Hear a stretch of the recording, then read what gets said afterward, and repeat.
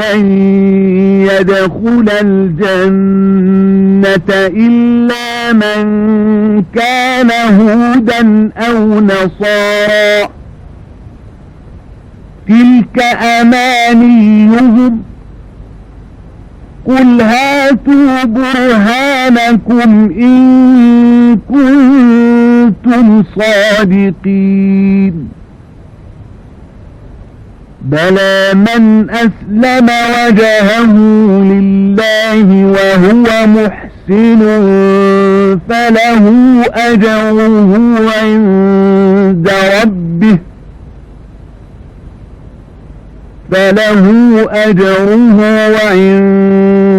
ربه ولا خوف عليهم ولا هم يحزنون وقالت اليهود ليست النصارى على شيء وقالت النصارى ليست اليهود على شيء وهم يتلون الكتاب كذلك قال الذين لا يعلمون مثل قولهم فالله يحكم بينهم يوم القيامة فيما كانوا فيه يختلفون ومن أظلم ممن منع مساجد الله أن يذكر فيها اسمه وسعى في خرابها أولئك ما كان لهم أن يدخلوها إلا خائفين لهم في الدنيا خزي ولهم في الآخرة عذاب عظيم. யூதர்கள் கிறிஸ்தவர்களை தவிர வேறு யாரும் சுவனபதியில் நுழையவே மாட்டார்கள் என்று அவர்கள் கூறுகிறார்கள். இது அவர்களின் வீணாசையே ஆகும். நீங்கள் உண்மை உடையோராக இருந்தால் இதற்கு சான்று கூறுங்கள் என்று நபியே நீர் கூறுவீராக. அப்படி அல்ல, எவன் ஒருவன் தன்னை அல்லாஹுவுக்கு முழுமையாக அர்ப்பணம் செய்து இன்னும் நற்கர்மங்களை செய்கிறானோ அவனுடைய நற்கூலி இறைவனிடம் உண்டு. இத்தகையோருக்கு அச்சமில்லை, அவர்கள் துக்கப்படவும் மாட்டார்கள். யூதர்கள் கூறுகிறார்கள் கிறிஸ்தவர்கள் எந்த நல்வழியிலும் இல்லை என்று. கிறிஸ்தவர்கள் கூறுகிறார்கள் யூதர்கள் எந்த நல்வழியிலும் இல்லை என்று. ஆனால் இவர்கள் ஒரே தௌராத் வேதத்தை ஓதுகிறார்கள். இவர்கள் கூறும் சொற்களைப் போலவே ஒன்றும் அறியாதவர்களும் கூறுகிறார்கள். இறுதி தீர்ப்பு நாளில் அல்லாஹ் இவர்கள் தர்க்கித்து மாறுபட்டுக் கொண்டிருக்கும் விஷயத்தில் தீர்ப்பளிப்பான். இன்னும் அல்லாஹ் உடைய மஸ்ஜிதுகளில் அல்லாஹுவின் பெயரை சொல்லி துதிப்பதை தடுத்து அவற்றை பாழாக்க முயல்பவனை விட பெரிய கொடுமைக்காரன் யார் இருக்க முடியும்? இத்தகையோர் அச்சமுடன் அன்றி பள்ளி வாயில்களில் நுழைவதற்கு தகுதியே இல்லாதவர்கள். இவர்களுக்கு இவ்வுலக வாழ்வில் இழிவுதான். மேலும் மறுமையில் இவர்களுக்கு கடினமான வேதனையும் உண்டு. வலில்லாஹில் மஷ்ரிகு வல் மக்ரிப் فأينما تولوا فثم وجه الله إن الله واسع عليم وقالوا اتخذ الله ولدا سبحانه بل له ما في السماوات والأرض كل له قانتون بديع السماوات والأرض وإذا قضى أمرا فإنما يقول له كن فيكون وقال الذين لا يعلمون لولا يكلمنا الله أو تأتينا آية كذلك قال الذين من قبلهم مثل قولهم تشابهت قلوبهم قد بينا الآيات لقوم يوقنون إنا أرسلناك بالحق بشيرا ونذيرا ولا تسأل عن أصحاب الجحيم கிழக்கும் மேற்கும் அல்லாஹுவுக்கே சொந்தம். நீங்கள் எந்த பக்கம் திரும்பினாலும் அல்லாஹுவின் முன்னிலை உள்ளது. நிச்சயமாக அல்லாஹ் எல்லாவற்றையும் சூழ்ந்திருப்பவன், எல்லாம் அறிந்தவன். இன்னும் கூறுகிறார்கள், அல்லாஹ் ஒரு குமாரனை பெற்றிருக்கிறான் என்று. அப்படி அல்ல, அவன் இவர்கள் கூறுவதிலிருந்து மிக தூய்மையானவன். வானங்கள் பூமியில் உள்ளவை யாவும் அவனுக்கே உரியவை. இவை அனைத்தும் அவனுக்கே அடிபணிந்து வழிபடுகின்றன. அல்லாஹ் வானங்களையும் பூமியையும் முன்மாதிரியின்றி இல்லாமையிலிருந்து தானே உண்டாக்கினான். அவன் ஒன்றை உண்டாக்க விதித்து அதனிடம் குன் ஆகுக என்று கூறினால் உடனே அது ஆகிவிடுகிறது. இன்னும் அறியாதவர்கள் கூறுகிறார்கள், அல்லாஹ் ஏன் நம்மிடம் நேராக பேசவில்லை, மேலும் நமக்கு ஏன் அவன் அத்தாட்சி வரவில்லை என்று. அவர்களுக்கு முன்னர் இருந்தவர்களும் இப்படியேதான் கூறினார்கள். இவர்களின் சொற்களை போலவே இவர்களின் இதயங்கள் அவர்களுடைய இதயங்களை போன்றவையேதான். ஈமானில் உறுதியுடைய மக்களுக்கு நம் அத்தாட்சிகளை அவர்கள் மனதில் பதியும்படி நாம் நிச்சயமாக தெளிவாய் விவரித்துள்ளோம். நபியே, நாம் உண்மையுடன் நல்லடியாருக்கு நன்மாராயம் கூறுபவராகவும் தீயோருக்கு அச்சமூட்டி எச்சரிக்கை செய்பவராகவுமே அனுப்பியுள்ளோம். நரகவாதிகளை பற்றி நீர் வினவப்பட மாட்டீர். وَلَن تَرْضَىٰ عَنكَ الْيَهُودُ وَلَا النَّصَارَىٰ حَتَّىٰ تَتَّبِعَ مِلَّتَهُمْ قُلْ إِنَّ هُدَى اللَّهِ هُوَ الْهُدَىٰ وَلَئِنِ اتَّبَعْتَ أَهْوَاءَهُم بَعْدَ الَّذِي جَاءَكَ مِنَ الْعِلْمِ مَا لَكَ مِنَ اللَّهِ مِنْ وَلِيٍّ وَلَا نَصِيرٍ الَّذِينَ آتَيْنَاهُمُ الْكِتَابَ يَتْلُونَهُ حَقَّ تِلَاوَتِهِ أُولَئِكَ يُؤْمِنُونَ بِهِ وَمَنْ يَكْفُرْ بِهِ فَأُولَئِكَ هُمُ الْخَاسِرُونَ يَا بَنِي إِسْرَائِيلَ اذْكُرُوا نِعْمَتِيَ الَّتِي أَنْعَمْتُ عَلَيْكُمْ وَأَنِّي فَضَّلْتُكُمْ عَلَى الْعَالَمِينَ وَاتَّقُوا يَوْمًا لَا تَجْزِي نَفْسٌ عَن نَّفْسٍ شيئا ولا يقبل منها عدل ولا تنفعها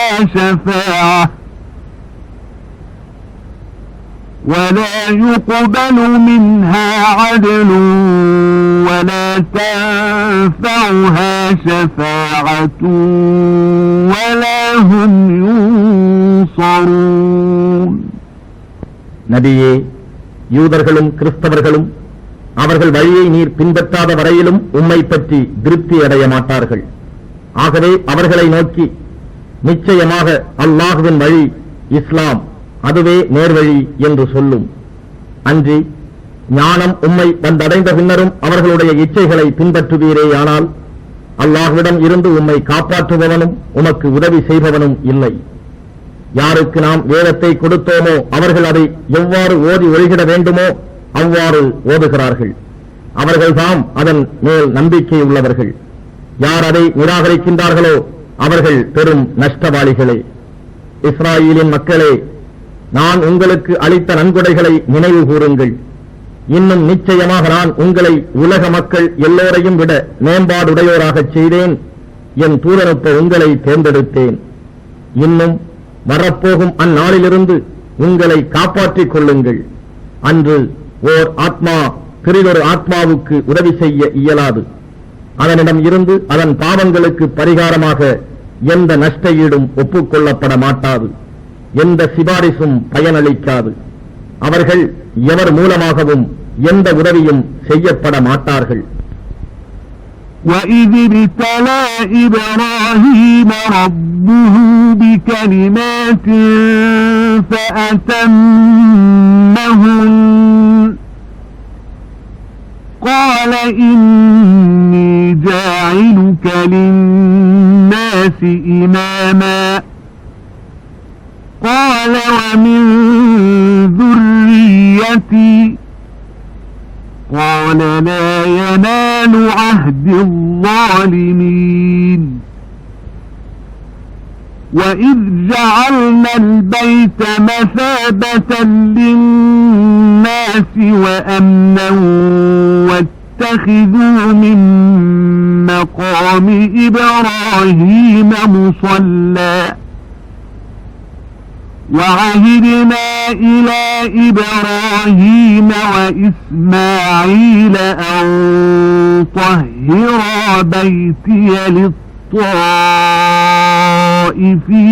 والعاكفين والركع السجود وإذ قال إبراهيم رب اجعل هذا بلدا آمنا وارزق أهله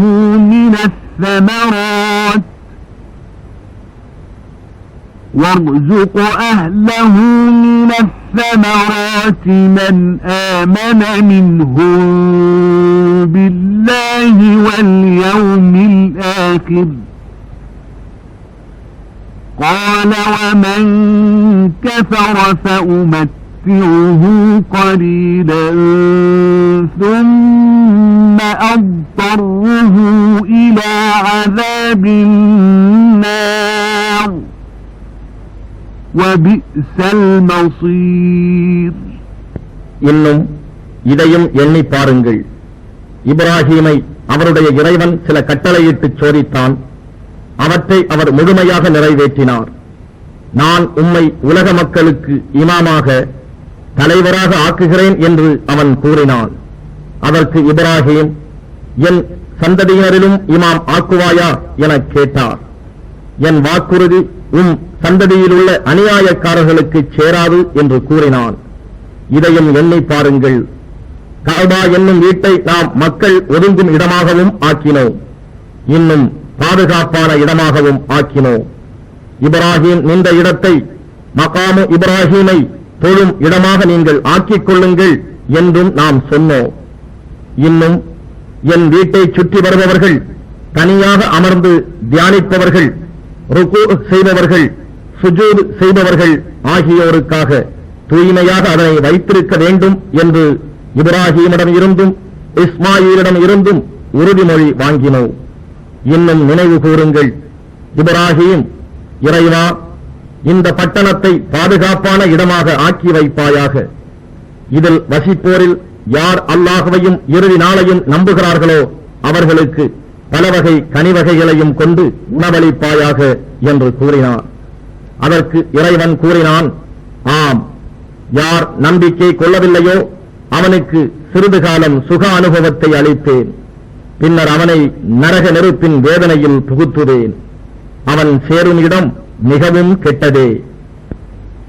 وَإِذْ يَرْفَعُ إِبْرَاهِيمُ الْقَوَاعِدَ مِنَ الْبَيْتِ وَإِسْمَاعِيلُ رَبَّنَا تَقَبَّلْ مِنَّا إِنَّكَ أَنْتَ السَّمِيعُ الْعَلِيمُ ربنا وجعلنا مسلمين لك ومن ذريتنا أمة مسلمة لك وأرنا مناسكنا وتب علينا إنك أنت التواب الرحيم ربنا وابعث فيهم رسولا منهم يتلو عليهم آياتك ويعلمهم الكتاب والحكمة ويزكيهم إنك أنت العزيز الحكيم ومن يرغب عن ملة إبراهيم إلا من سفه نفسه ولقد اصطفيناه في الدنيا وإنه في الآخرة لمن الصالحين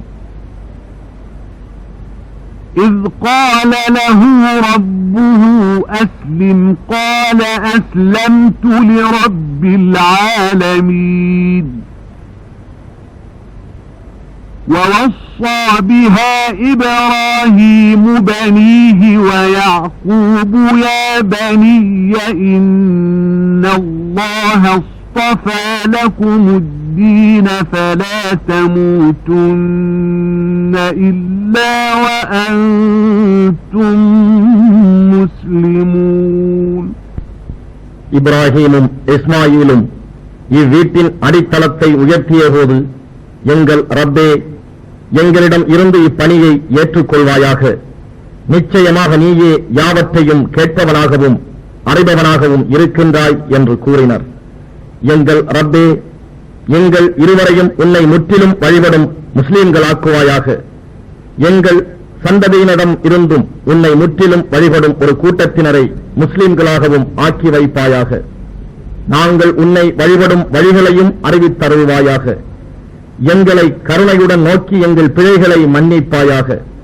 நிச்சயமாக நீயே கருணையுடன் மிக மன்னிப்போனும் அளவிலா அன்புடையோனாகவும் இருக்கின்றாய் எங்கள் ரப்பே அவர்களிடையே உன்னுடைய வசனங்களை ஓதிக் காண்பித்து அவர்களுக்கு வேதத்தையும் ஞானத்தையும் கற்றுக் கொடுத்து அவர்களை தூய்மைப்படுத்தக்கூடிய ஒரு தூதரை எழுந்திடச் செய்வாயாக நிச்சயமாக நீயே வல்லமை மிக்கோனும் பெரும் ஞானமுடையோனாகவும் இருக்கின்றாய் இப்ராஹீமுடைய மார்க்கத்தை புறக்கணிப்பவன் யார் தன்னைத்தானே தாழ்த்திக் கொள்பவனை தவிர நிச்சயமாக நாம் அவரை தூய்மையாளராக இவ்வுலகில் தேர்ந்தெடுத்தோம் அவர் மறுமையில் சாலிகான நல்லடியார் கூட்டத்திலேயே இருப்பார் இன்னும் அவரிடம் அவருடைய இறைவன் என்னிடம் முற்றிலும் வழிபட்டவராக சரணடையும் என்று சொன்னபோது அவர் உலகங்களுக்கெல்லாம் இறைவனாகிய உனக்கு முற்றிலும் வழிபட்டவனாக சரணடைந்தேன் என்று கூறினார் இதையே இப்ராஹீம் தம் குமாரர்களுக்கு வசியத் உபதேசம் செய்தார் யாக்கூபும் இவ்வாறே செய்தார் அவர் கூறினார் என் குமாரர்களே அல்லாஹ் உங்களுக்கு சன்மார்க்கத்தை இஸ்லாமை தேர்ந்தெடுத்துள்ளான் நீங்கள் முஸ்லிம்களாக அன்றி மரணிக்காதீர்கள் أم كنتم شهداء إذ حضر يعقوب الموت إذ قال لبنيه ما تعبدون من بعدي إذ قال لبنيه ما تعبدون من بعدي قالوا نعبد إلهك وإله آبائك إبراهيم وإسماعيل وإسحاق إلها واحدا ونحن له مسلمون تلك أمة قد خلت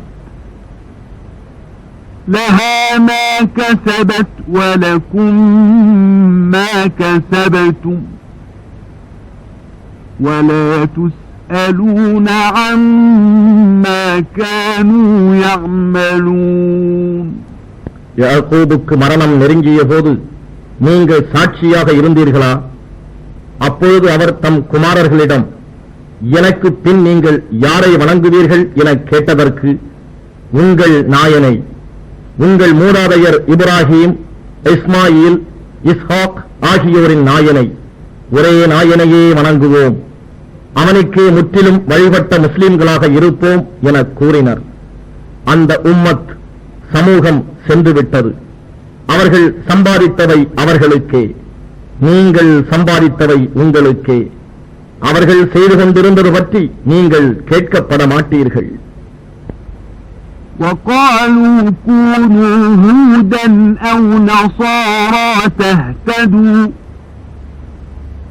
قل بل ملة إبراهيم حنيفا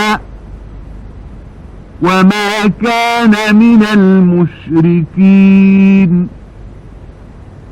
قولوا آمنا بالله وما أنزل إلينا وما أنزل إلى إبراهيم وإسماعيل وإسحاق ويعقوب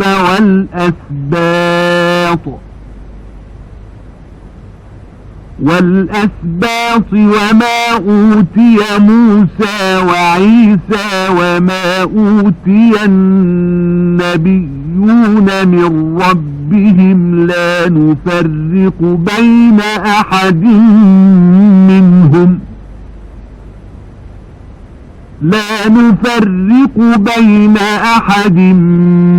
منهم ونحن له مسلمون. فإن آمنوا بمثل ما آمنتم به فقد اهتدوا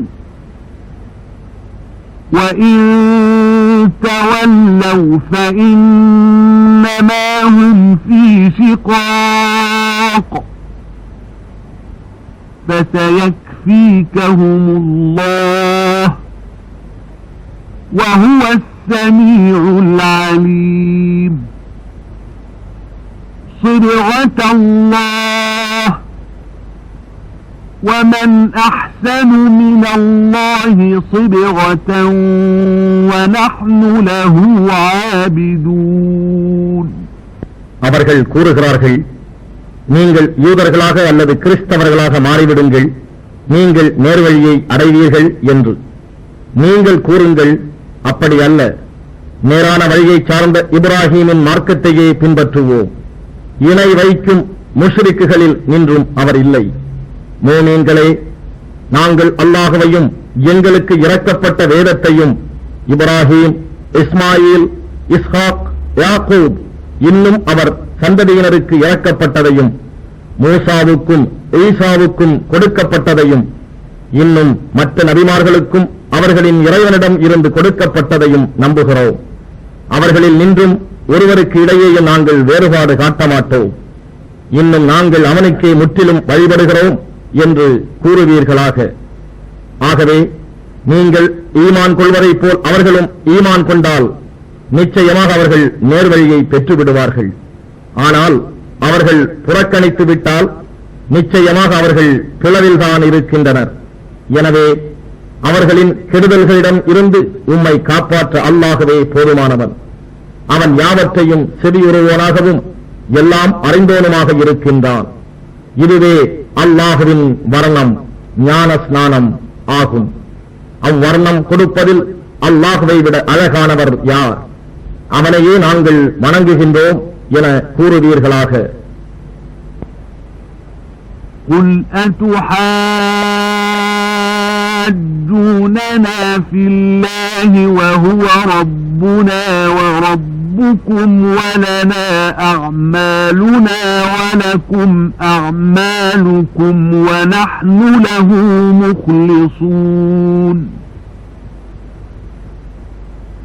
أَمْ تَقُولُونَ إِنَّ إِبْرَاهِيمَ وَإِسْمَاعِيلَ وَإِسْحَاقَ وإسحاق ويعقوب والأسباط كانوا هودا أو نصارى قل أأنتم أعلم أم الله ومن أظلم ممن كتم شهادة عنده من الله وما الله بغافل عما تعملون تلك أمة قد خلت لها ما كسبت ولكم ما كسبتم ولا تسألون عما كانوا يعملون. அல்லாஹ்வை பற்றி நீங்கள் எங்களிடம் தர்க்கிக்கிறீர்களா?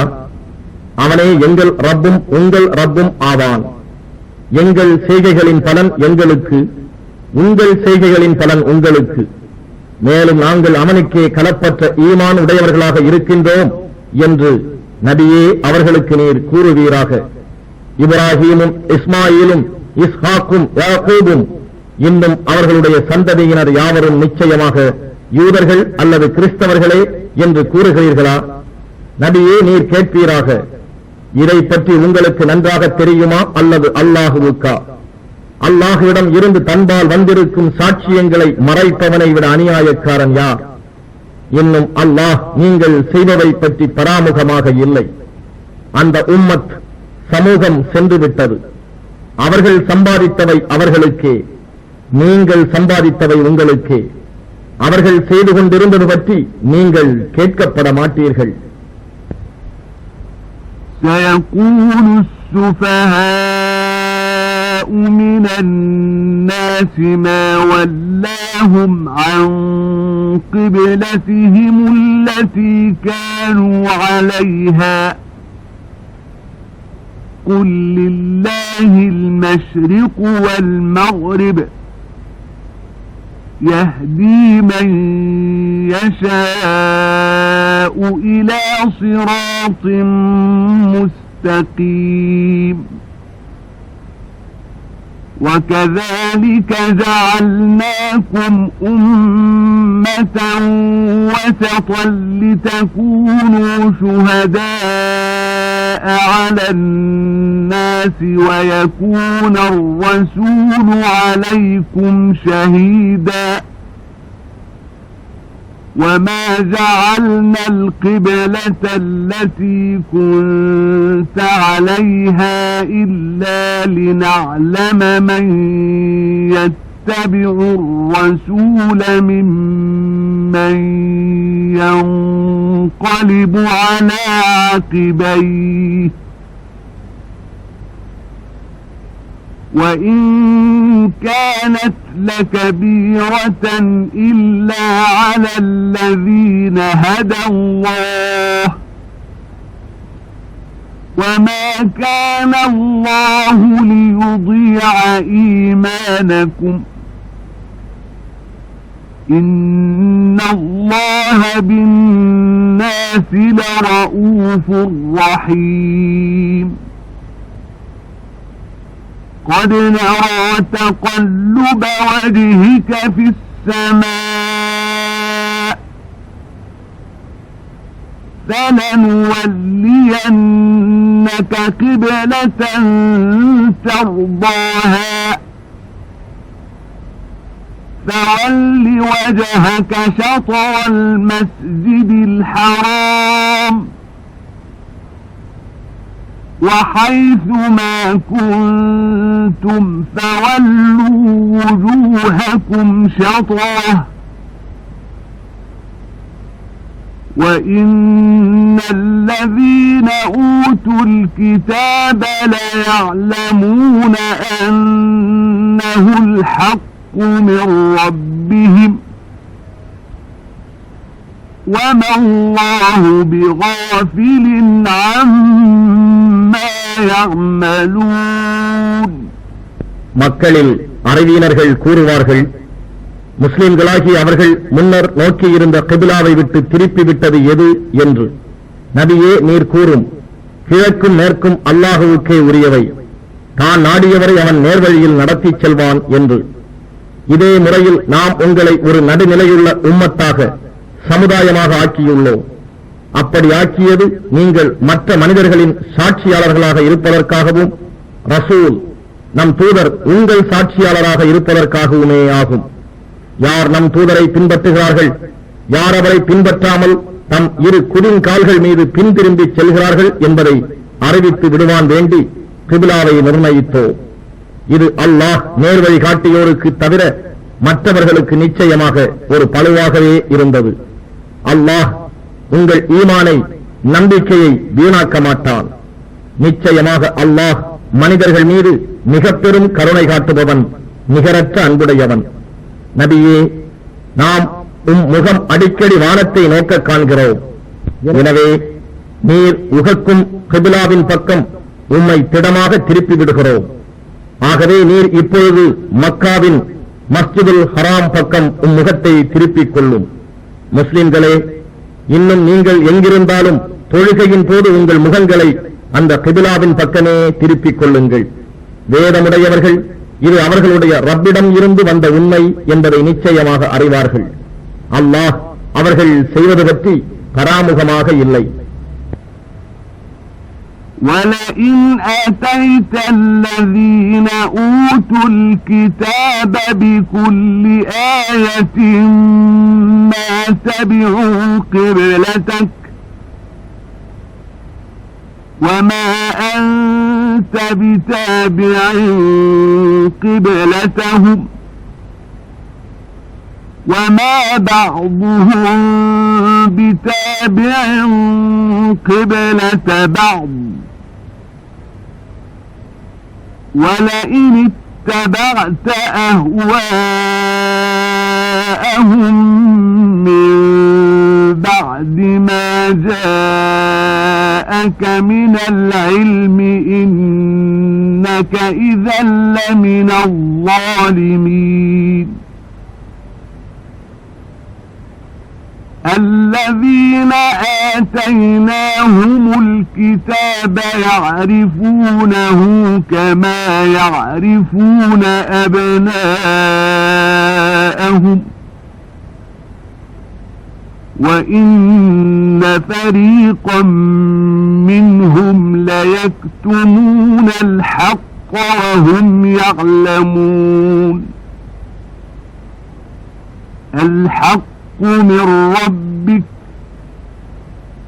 فلا تكونن من الممترين.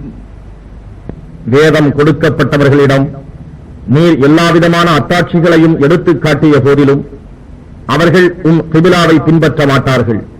நீரும் அவர்களுடைய கிபிலாவை பின்பற்றுபவர் அல்லர்.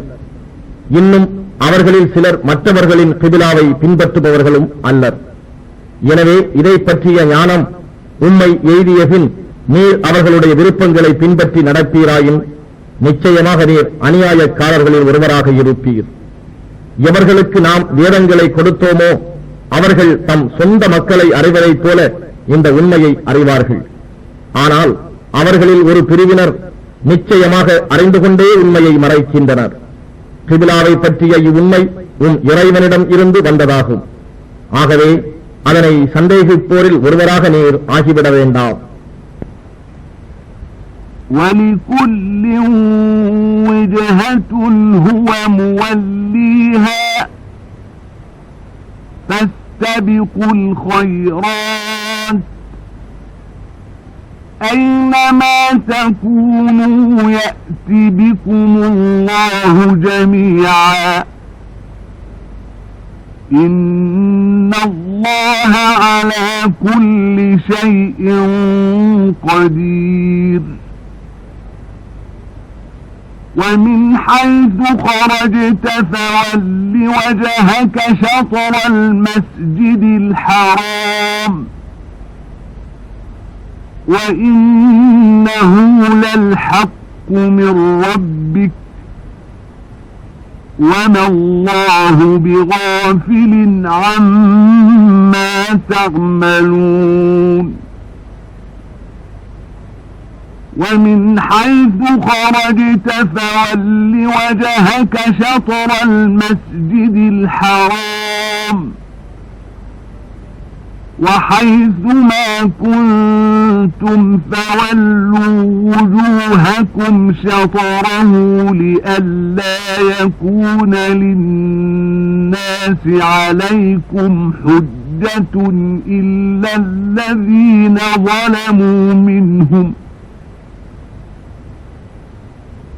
لئلا يكون للناس عليكم حجة إلا الذين ظلموا منهم فلا تخشوهم واخشوني ولأتم نعمتي عليكم ولعلكم تهتدون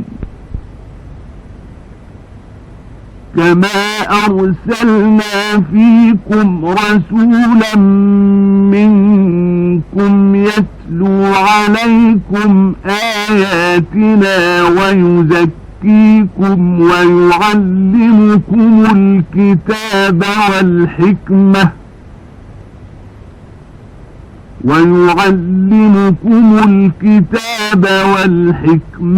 ويعلمكم ما لم تكونوا تعلمون فاذكروني أذكركم واشكروا لي ولا تكفرون ஒவ்வொரு கூட்டத்தவர்க்கும் தொழுகைக்கான ஒரு திசை உண்டு. நாயன் அதன் பக்கம் அவர்களை திருப்புகின்றவனாக இருக்கின்றான். எனவே மோமீன்களே, கிபிலா முதலானவை பற்றி நற்செயல்களின் பால் நீங்கள் முந்திக் கொள்ளுங்கள். நீங்கள் எங்கு இருப்பினும் அல்லாஹ் உங்கள் யாவரையும் ஒன்று சேர்ப்பான். நிச்சயமாக அல்லாஹ் எல்லா பொருட்களின் மீதும் பேராற்றல் மிக்கோனாக இருக்கின்றான். ஆகவே நபியே, நீர் எங்கிருந்து புறப்பட்டாலும் தொழுகையின் போது முகத்தை புனித பள்ளி வாயிலின் பக்கமே திருப்பிக் கொள்வீராக. நிச்சயமாக இதுதான் ரப்பிடம் இருந்து வந்த உண்மை. அல்லாஹ் நீங்கள் செய்பவை பற்றி பராமுகமாக இல்லை. ஆகவே நபியே, நீர் எங்கிருந்து புறப்பட்டாலும் தொழுகையின் போது முகத்தை புனித பள்ளி வாயிலின் பக்கமே திருப்பிக் கொள்ளும். மோமீன்களே, அநியாயக்காரர்களை தவிர மற்ற மனிதர்கள் உங்களுடன் வீண் தர்க்கம் செய்ய இடம் கொடாமல் இருக்கும் பொருட்டு நீங்களும் எங்கே இருந்தாலும் புனித பள்ளி வாயிலின் பக்கமே உங்கள் முகங்களை திருப்பிக் கொள்ளுங்கள். எனவே அவர்களுக்கு அஞ்சாதீர்கள், எனக்கே அஞ்சுங்கள். இன்னும் என்னுடைய நேமத்துகளை அருட்கொடைகளை உங்கள் மீது முழுமையாக்கி வைப்பதற்கும் நீங்கள் நேர்வழியினை பெறுவதற்கும் பிறருக்கு அஞ்சாது எனக்கே அஞ்சுங்கள். இதே போன்று நாம் உங்களிடையே உங்களில் இருந்தே ஒருவரை நம் வசனங்களை உங்களுக்கு எடுத்து ஓடுவதற்காகவும் உங்களை தூய்மைப்படுத்துவதற்காகவும் உங்களுக்கு வேதத்தையும் ஞானத்தையும் கற்றுக் கொடுப்பதற்காகவும் இன்னும் உங்களுக்கு தெரியாமல் இருந்தவற்றை உங்களுக்கு கற்றுக் கொடுப்பதற்காகவும் நபியாக அனுப்பியுள்ளோம். ஆகவே நீங்கள் என்னை நினைவு கூறுங்கள், நானும் உங்களை நினைவு கூறுவேன். இன்னும் நீங்கள் எனக்கு நன்றி செலுத்துங்கள், எனக்கு மாறு செய்யாதீர்கள். يا أيها الذين آمنوا استعينوا بالصبر والصلاة إن الله مع الصابرين ولا تقولوا لمن يقتل في سبيل الله أموات بل أحياء ولكن لا تشعرون ولنبلونكم بشيء من الخوف والجوع ونقص من الأموال والأنفس والثمرات وبشر الصابرين الذين إذا أصابتهم مصيبة قالوا إنا لله وإنا إليه راجعون أولئك عليهم صلوات من ربهم ورحمة وأولئك هم المهتدون.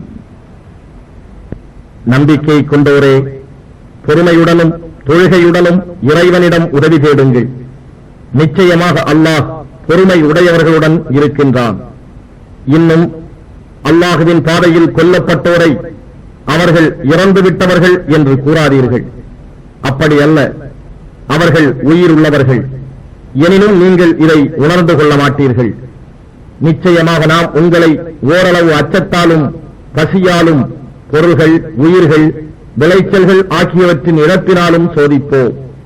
ஆனால் பொறுமையுடையோருக்கு நபியே நீர் நன்மாராயம் கூறுவீராக.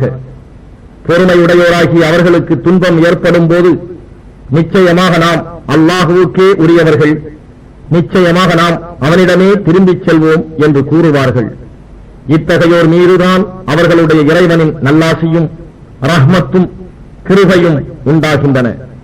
இன்னும் இவர்கள்தாம் நேர்வழியை அடைந்தவர்கள். الصفا والمروة من شعائر الله فمن حج البيت أو اعتمر فلا جناح عليه أن يطوف بهما ومن تطوع خيرا فإن الله شاكر عليم. إن الذين يكتمون ما أنزلنا من البينات والهدى من بعد ما بيناه للناس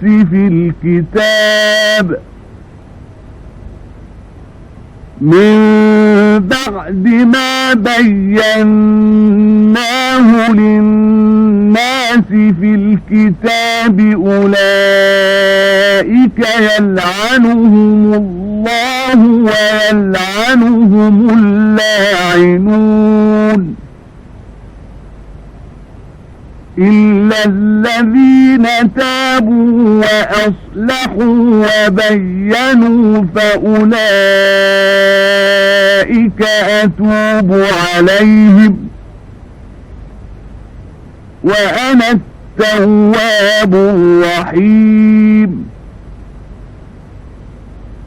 إن الذين كفروا وماتوا وهم كفار أولئك عليهم لعنة الله والملائكة